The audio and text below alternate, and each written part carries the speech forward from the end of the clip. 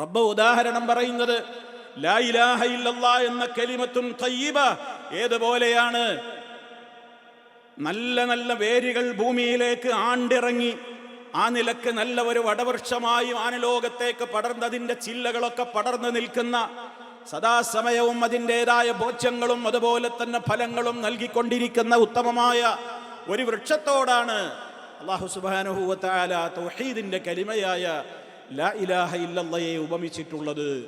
കാരണം അതാണ് ശരിയാകുന്നതോടുകൂടി അവൻ്റെ ഹൃദയം ക്ലിയറായി, അവൻ്റെ സംസാരം നന്നായി, നോട്ടം നന്നായി, കേൾവി നന്നായി, ചിന്തകൾ നന്നായി, പ്രവർത്തനങ്ങൾ മുഴുവനും നന്നായി. അടിസ്ഥാനപരമായി അതിനെ പ്രവർത്തിച്ചത് അവൻ്റെ ജീവിതത്തിൽ ഉൾക്കൊള്ളുന്ന, അവൻ നിഷ്ഠ പുലർത്തുന്ന അവൻ്റെ ആദർശമാണ് കലിമത്തുൻ തയ്യിബ ലാ ഇലാഹ ഇല്ലല്ലാഹ്. അവൻ്റെ ദിക്റുകൾ, അവൻ്റെ ദുആകൾ, അവൻ്റെ എല്ലാം അവയിൽ അധിഷ്ഠിതമാണ്.